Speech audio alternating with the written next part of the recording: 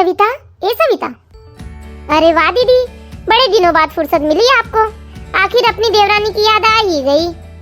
हाँ सविता, कैसे याद नहीं आएगी भाई, अलग अलग रहने लगी उसका मतलब ये नहीं कि मैं अपनी देवरानी को भूल जाऊं। भाई तुम्हारी चिंता क्यों ना हो सविता, आखिर मैं जेठानी हूँ तुम्हारी। और वैसे भी हमारे बीच में तो कभी लड़ाई झगड़े हुए नहीं।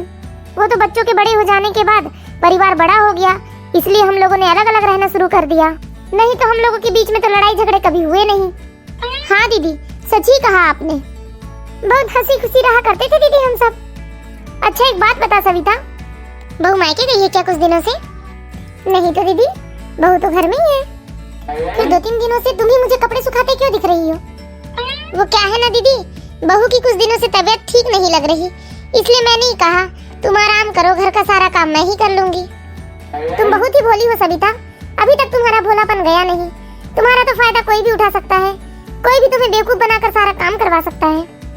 क्या मतलब दीदी, मैं कुछ समझी नहीं। देखो सविता, हमारे जमाने की बात ही कुछ और थी। हम लोगों ने काम से कभी जी नहीं चुराया, कभी हम लोगों ने बहाने नहीं बनाए। लेकिन आजकल की बहुएं जब उनका मन काम करने का ना हो तो सीधे बहाने बना जाती हैं।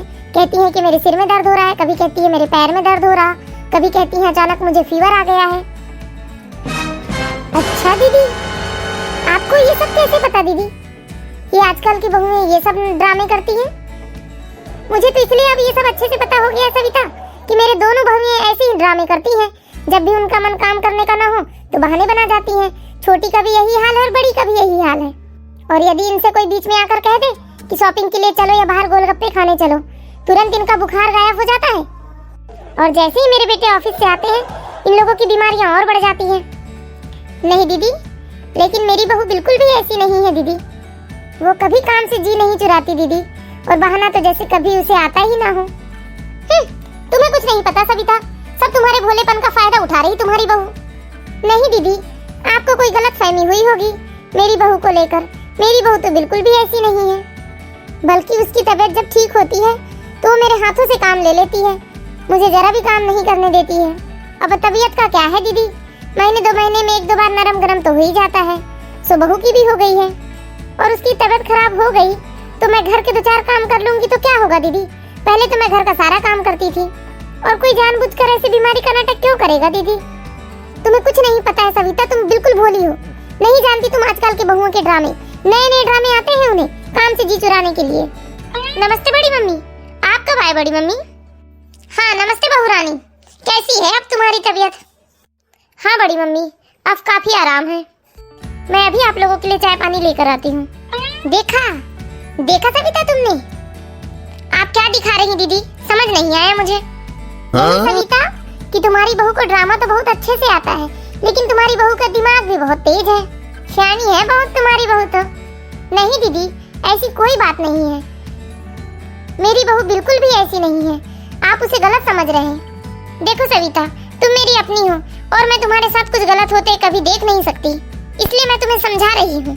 समय रहते तुम सुधर जाओ और समझो कि तुम्हारी बहू कितना ड्रामा करती है, तुम्हारा गलत फायदा उठाती है, बीमारी का नाटक बता बता कर तुम्हें ढेर सारा काम करवाती है। ये समय हमारे काम करने का नहीं है सविता।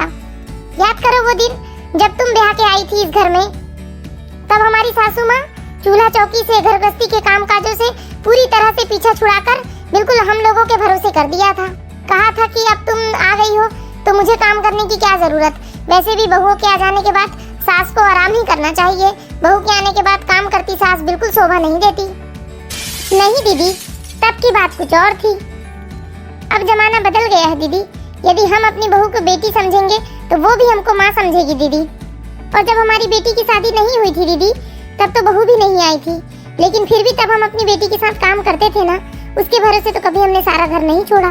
फिर बहू भी तो किसी की बेटी है ना दीदी, अभी अभी आई है वो इस घर में, और ऐसे कैसे सारा काम मैं उसके सर मर दूं? और वैसे भी दीदी, बहू तो काम करती ही है, लेकिन 2-4 दिनों से उसकी तबीयत ठीक नहीं, इसलिए वो नहीं कर रही थी। सविता अभी भी समय है, समझ जाओ तुम।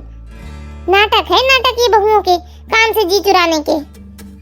अच्छा ठीक है दीदी, मैं आपकी बातों को पूरी तरह से समझ चुकी हूँ, लेकिन अभी आप देखो, मैं भी एक नाटक करती हूँ बहू के सामने, अभी पता चल जाएगा क्या सच में वो काम से जी चुराती है या उसकी तबीयत सच में खराब है। देख लो सविता, सब करके देख लो। अभी समझ में आएगा तुम्हें कि तुम्हारी जेठानी को तुम्हारी कितनी चिंता है। दीदी बहू आ रही चाय लेकर। लीजिए बड़ी मम्मी और मम्मी चाय पी लीजिए। हाँ बहू। और बड़ी मम्मी आप सब घर में कैसे हैं? ठीक ही है घर में तो सब। तुम्हें तो फुर्सत ही नहीं मिलती। ऐसा नहीं कि थोड़ा समय निकाल के बड़ी मम्मी के यहाँ चली जाएं, कि दीदियों से मिल लें। अब तुम भी क्या करोगी, घर के काम ही हो जाते हैं इतने ज्यादा। क्यों, सही कहा ना मैंने? नहीं नहीं बड़ी मम्मी, ऐसी कोई बात नहीं। और घर में तो इतना ज्यादा काम होता नहीं कि मुझे फुर्सत ना मिले। बस बात ये थी कि कुछ दिनों से मेरी तबीयत ठीक नहीं थी। और वैसे भी बड़ी मम्मी जी मुझे अकेले काम कहाँ करने देती है। घर में जो भी काम होता है मम्मी के साथ हम बराबर बांट कर लेते हैं। अच्छा है, बहुत ही किस्मत वाली हो तुम, जो तुम्हें सविता जैसी सास मिली है। हाँ बड़ी मम्मी, सच ही कहा आपने। किस्मत वाली ही हूँ मैं, जो मुझे मम्मी जी मिली है सास के रूप में। मैं अभी आई बड़ी मम्मी। देखा सविता, बहू की जबान बिल्कुल कैंची की तरह चलती है। नहीं दीदी, मेरी बहू बिल्कुल दिल की साफ है। पता नहीं उसने कौन सा जादू कर दिया है तुम पर, जो तुम उसकी इतनी तारीफ किए जा रही हो। अच्छा ठीक है दीदी, मैं आपकी बातों को समझती हूँ। आप मेरी चिंता करती हो, इसलिए मुझे ये सब समझा रही हो। लेकिन ठीक है, मैं भी आपको कुछ ऐसा दिखाना चाहती हूँ जिससे आपकी सारी गलतफहमी दूर हो जाए और आप समझ सको कि मेरी बहू बिल्कुल भी दूसरी बहुओं की तरह ड्रामा नहीं कर रही है। ऐसा क्या दिखाओगी सविता तुम मुझे? तुमसे काफी बड़ी हूँ मैं, मुझे तुमसे ज्यादा अनुभव है। तुम्हें दुनियादारी कुछ नहीं पता है सविता अभी। बस करो दीदी, बस करो। मैंने कहा ना आपसे, मेरी बहू बिल्कुल भी दूसरी बहुओं की तरह नहीं है। और अब मैं आपको दिखाना चाहती हूँ कि आप जो सोच रही हो, समझ रही हो, वो बिल्कुल गलत है। बस आप शांति से बैठकर देखती जाओ। ठीक है, तुम्हें मेरी बात अभी तो समझ नहीं आ रही। जब तुम गड्ढे में गिरोगी तब तुम्हें समझ में आएगा कि तुम्हारी जेठानी कितना सही बोल रही थी। बस हो गया दीदी। अभी देखो आप, क्या सच में मेरी बहू ड्रामा कर रही या सच में उसकी तबीयत खराब थी?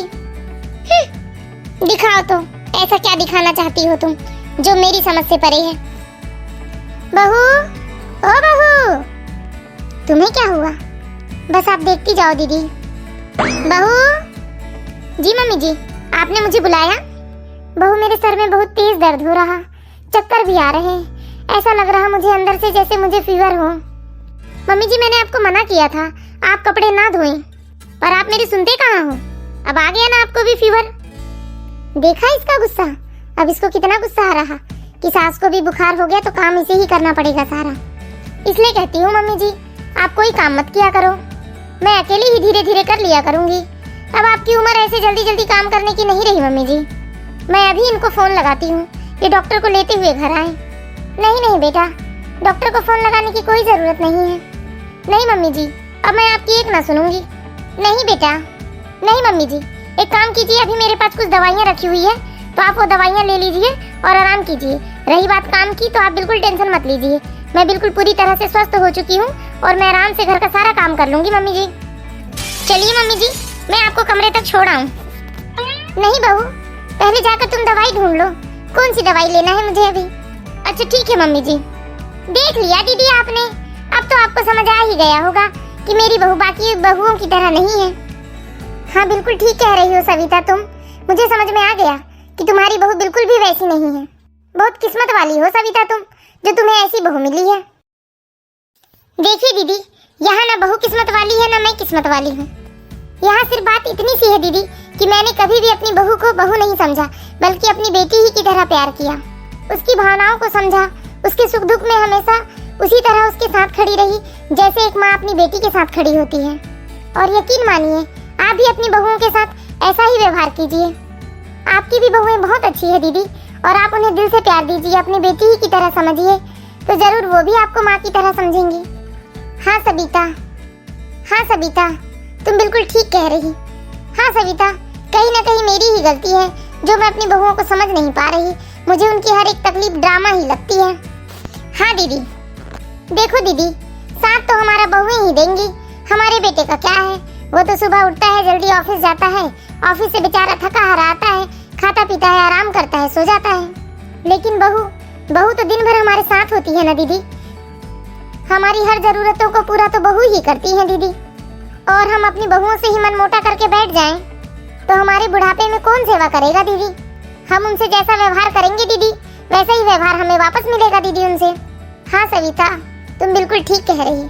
मुझे अपनी गलती का एहसास हो गया है। अगर आज तुम समझदार ना होती सविता, तो आज मैं तुम्हारे हंसते खेलते घर में कलेश का कारण बन जाती। और आप सभी दर्शकों से भी मैं विनती करती हूँ कि आप अपने हंसते खेलते घर में किसी और की उल्टी सीधी बातों पर भरोसा करके कलेश पैदा ना करें।